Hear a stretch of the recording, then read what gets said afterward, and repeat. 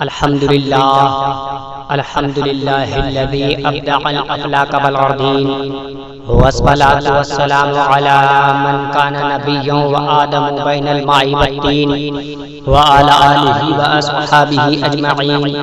أما بعد فأعوذ بالله من الشيطان الرجيم. بسم الله الرحمن الرحيم.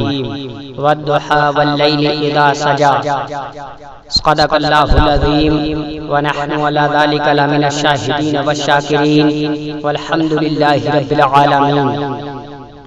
آج کے سب سے پہلے انتہائی خلوص و محبت کے ساتھ گنبد خضرا کی جانب لو لگا کر بھیک دینے والے آقا، مدینے کے تاجدار، دونوں عالم کے مالک و مختار، ہم غریبوں کے غمگسار، سیدی ابرار و اخیار، آقا نامدار، شہنشاہ ذی وقار، رحمت للعالمین، طٰہٰ یاسین کی بارگاہ بے کس پناہ میں سب سے پہلے درود پاک کا نذرانہ پیش کریں. پڑھی ہوئے آواز بلند اللہم صلی علی سیدنا مولانا محمد معدن الجود والکرم وعلی آلہ وبارک وسلم. الصلاۃ والسلام علیک یا رسول اللہ، یا نبی اللہ، یا حبیب اللہ صلی اللہ تعالی علیہ وسلم.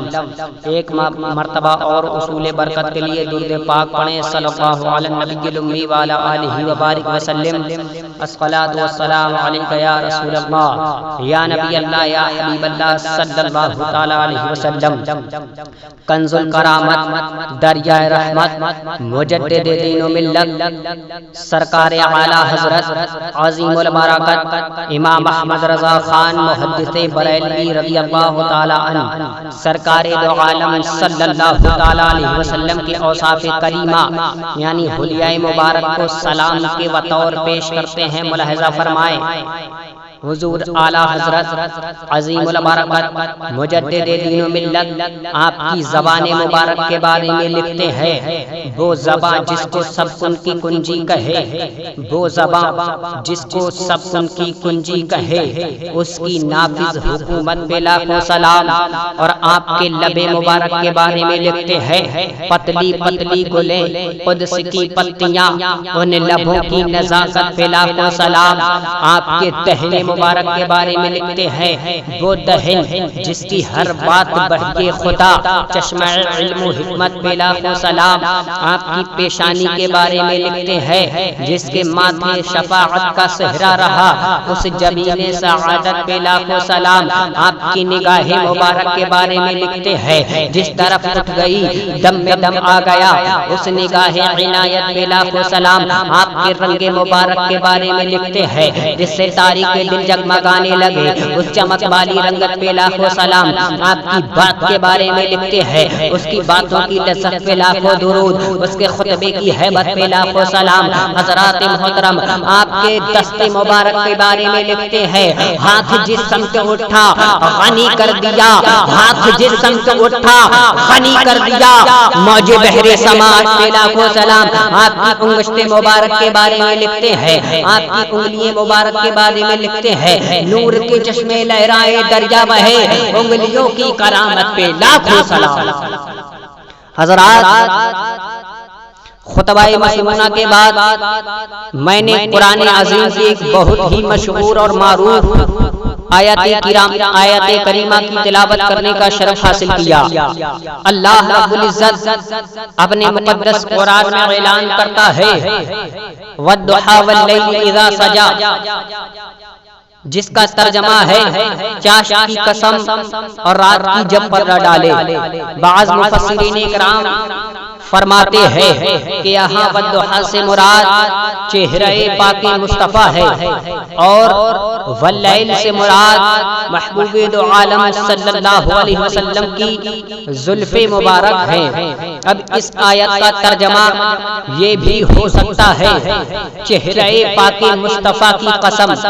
میرے دوستوں اور بزرگوں، پروردگار عالم نے اپنے محبوب کی روح انور کی قسم یاد فرمایا، اس لیے کہ رخ رخ مصطفیٰ سے زیادہ حسین و جمیل دنیا کی کوئی شے نہیں ہے۔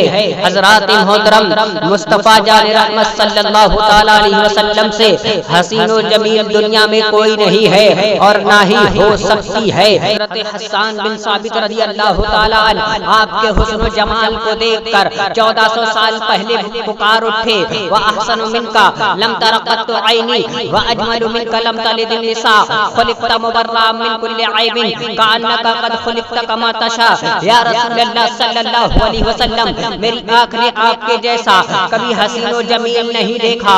حضرات محترم فرماتے ہیں کسی ماں نے آپ کے جیسا حسین و جمیل پیدا ہی نہیں کیا، اور فرماتے ہیں خلقت مبرأ من کل عیب، یا رسول اللہ صلی اللہ تعالی علیہ وسلم آپ تمام عیبوں سے پاک پیدا فرمائے گئے۔ کأنک قد خلقت کما تشاء، یعنی کہ جیسا کہ جیسا کہ آپ نے چاہا اللہ رب العزت نے آپ کو ویسا ہی پیدا فرمایا۔ حضرات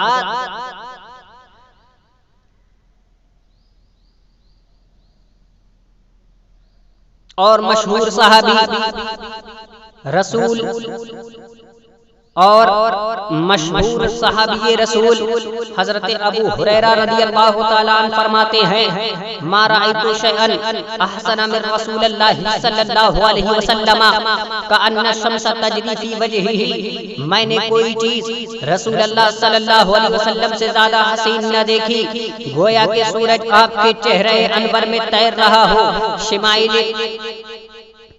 گویا کہ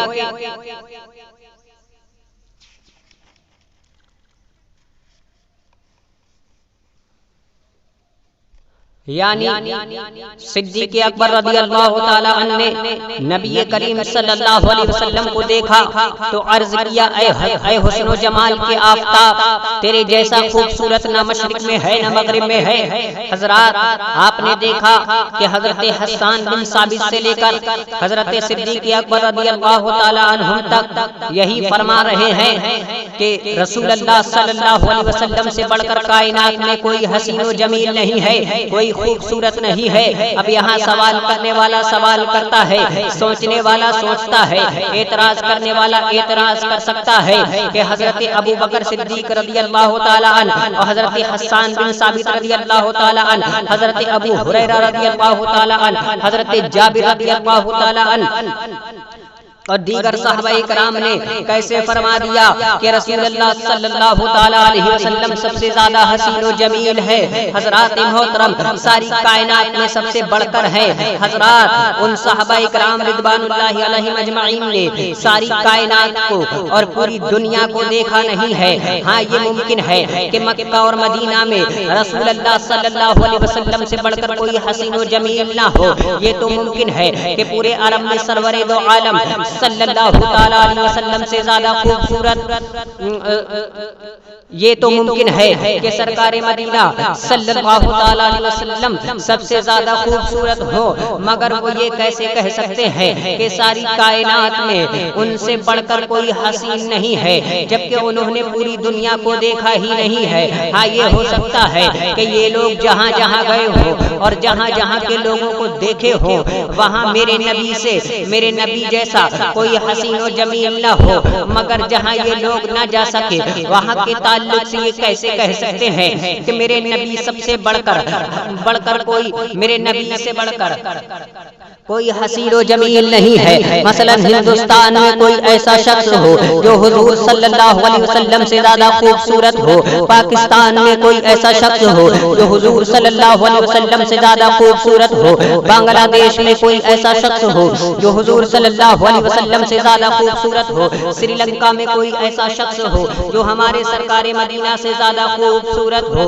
روس میں کوئی ایسا شخص ہو جو حضور صلی اللہ علیہ وسلم سے زیادہ خوبصورت ہو، نیپال میں کوئی ایسا شخص ہو جو حضور صلی اللہ علیہ وسلم سے زیادہ خوبصورت ہو، امریکہ میں کوئی ایسا شخص ہو جو حضور صلی اللہ علیہ وسلم سے زیادہ خوبصورت ہو، انڈونیشیا میں کوئی ایسا شخص ہو جو حضور صلی اللہ علیہ وسلم سے زیادہ خوبصورت ہو، ملیشیا میں کوئی کوئی ایسا شخص ہو جو حضور صلی اللہ علیہ وسلم سے زیادہ خوبصورت ہو تو صدیق اکبر کے فیصلے کو کیسے مانا جائے کہ حضور سب سے زیادہ خوبصورت ہے؟ حضرت حسان بن ثابت کے فیصلے کو کیسے مانا جائے کہ حضور سب سے زیادہ خوبصورت ہے؟ حضرت ابو ہریرہ کے فیصلے کو کیسے تسلیم کیا جائے کہ حضور سب سے زیادہ خوبصورت ہے؟ جابر بن سمرہ کے فیصلے کو کیسے مانا جائے تو حضور سب سے زیادہ حسین و جمیل ہے؟ یا دیگر صحابہ کرام کے فیصلے کو کیسے تسلیم کیا جائے، کیسے مانا جائے حضور سب سے زیادہ خوبصورت ہے؟ دوسری بات یہ کہ صدیق اکبر رضی اللہ تعالی عنہ سے پہلے کے لوگوں کو صدیق اکبر رضی اللہ تعالی عنہ نے حضور صلی اللہ علیہ وسلم سے پہلے کے لوگوں کو دیکھا نہیں۔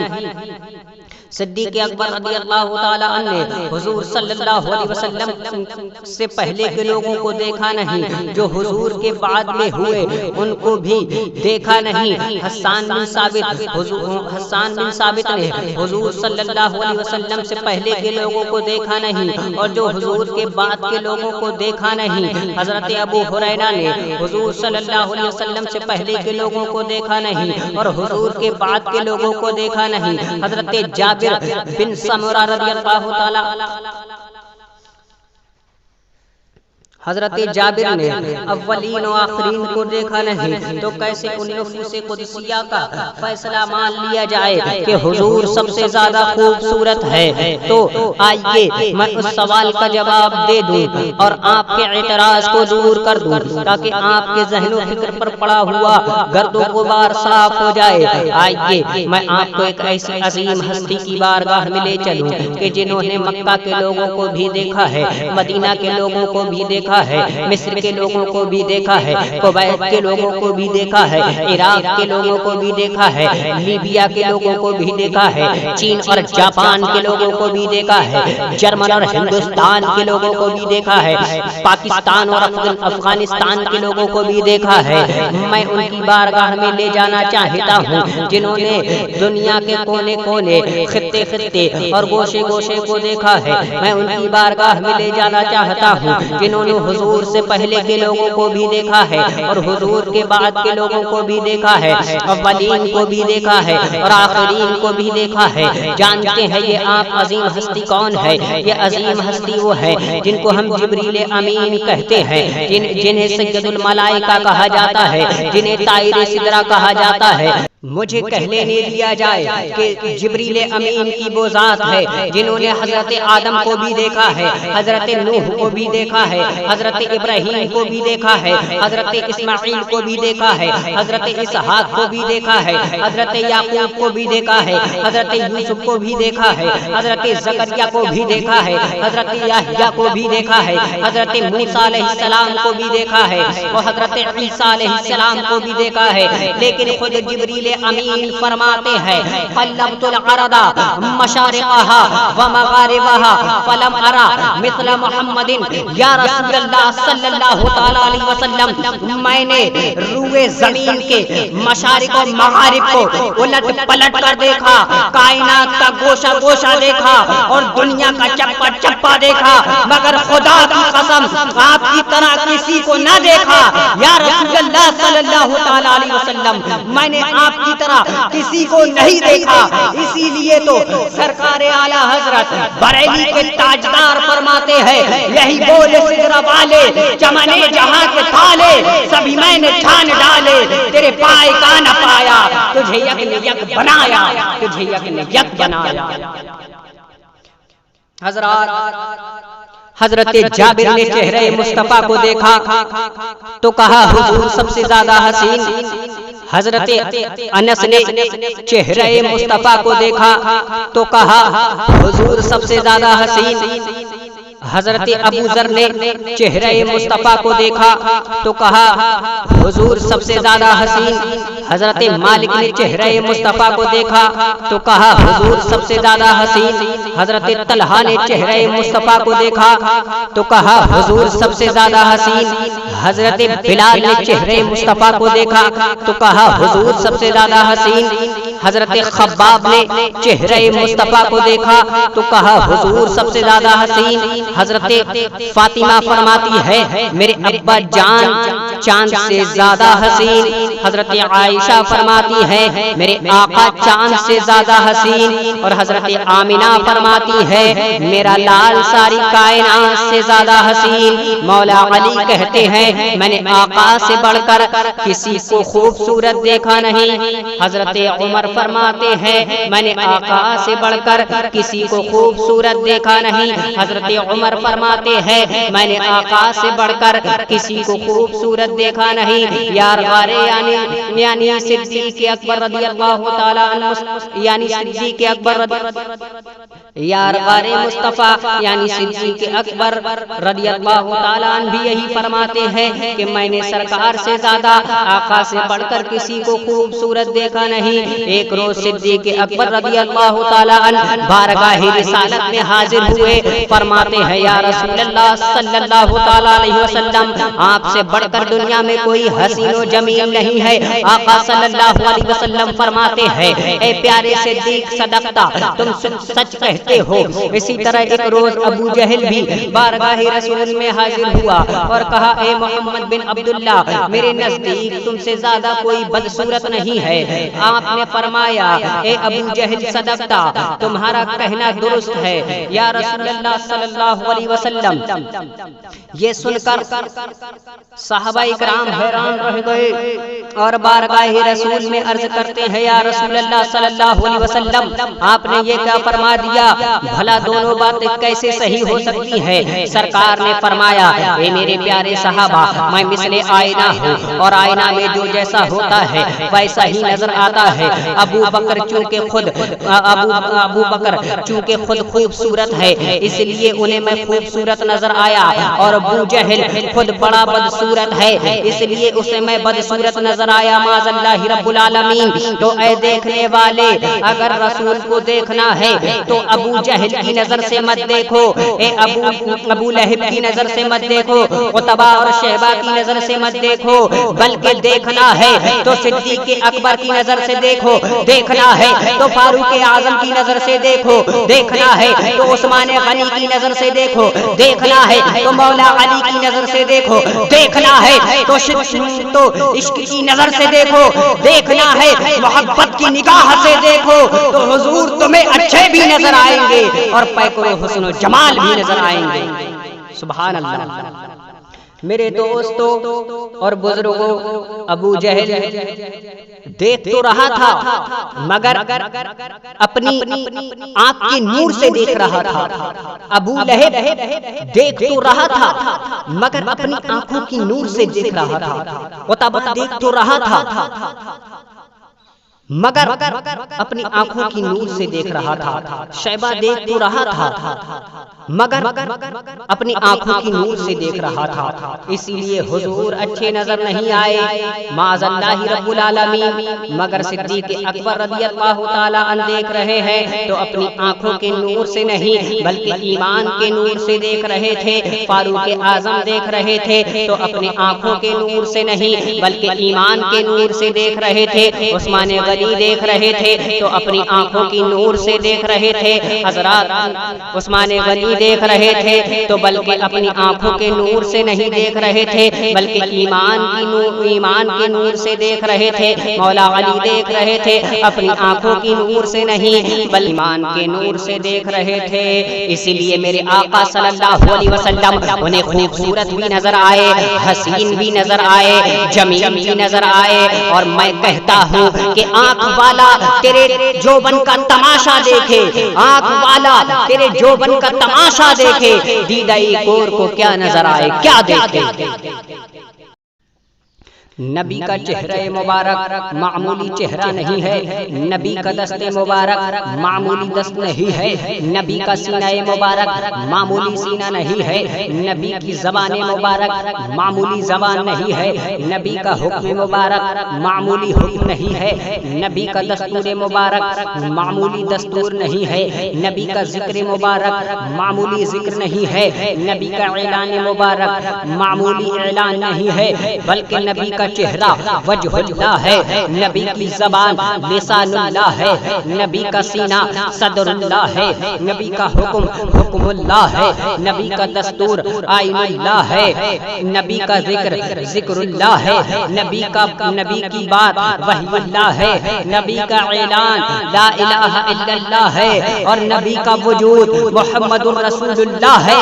اسی لیے تو سرکار اعلیٰ حضرت فرماتے ہیں، ہے کلام الہی میں شمس و ضحیٰ، تیرے چہرے نور فضا کی قسم، قسم شب تار میں راز یہ تھا کہ حبیب کی زلف دوتا کی قسم۔ حضرات حدیث ملاحظہ فرمائیں، قال سئل البراء كان وجه النبي صلى الله عليه وسلم مثل السيف قال لا بل مثل القمر۔ حضرت براء رضی اللہ تعالیٰ عنہ سے پوچھا گیا کہ نور مجسم صلی اللہ علیہ وسلم کا چہرہ انور کیا تلوار کی طرح چمکدار تھا؟ فرمایا نہیں، بلکہ چاند کی طرح روشن تھا۔ صحابہ اکرام نے چہرہ مصطفیٰ کو سیف یعنی تلوار سے تشبیہ کیوں نہیں دی؟ تشبیہ نہ دینے کی وجہ یہ تھی کہ اس میں طول ہے، اور آپ کا چہرہ پاک لمبا نہیں بلکہ گول تھا، اور یہ چاند سے تشبیہ اس لیے دی گئی کہ چاند میں چمک ہے، چاند میں دمک ہے، چاند میں نورانیت ہے، تو معلوم ہوا کہ چاند کی چمک رسول اللہ کا صدقہ، چاند کی دمک رسول اللہ کا صدقہ، چاند کا حسن و جمال رسول اللہ کا صدقہ، چاند کی نورانیت رسول اللہ کا صدقہ، اور چاند سے جو تشبیہ دی گئی ہے یہ تو تشبیہ تقریبی ہے، ورنہ یہ ایک چاند کیا لاکھوں چاند کی چاندنی چہرہ مصطفیٰ کے چمک کے سامنے پھیکی ہے۔ کہاں آسمان کا چاند، کہاں مدینے کا چاند؟ ارے آسمان کا چاند تو ڈوبتا بھی ہے، طلوع بھی ہوتا ہے، اور کبھی گہن بھی لگ جاتا ہے، مگر مدینے کا چاند ایسا چاند ہے جو کبھی ڈوبتا نہیں ہے، اور نہ ہی کبھی ڈوبے گا، اور نہ ہی کبھی چمک میں کمی آئی ہے، اور نہ کبھی کمی آئے گی، نہ کبھی گہن لگتا ہے اور نہ کبھی لگے گا۔ اسی لیے اعلیٰ حضرت فرماتے ہیں چاند سے تشبیہ دینا یہ بھی کوئی انصاف ہے، چاند میں تو داغ ہے، ان کا چہرہ صاف ہے۔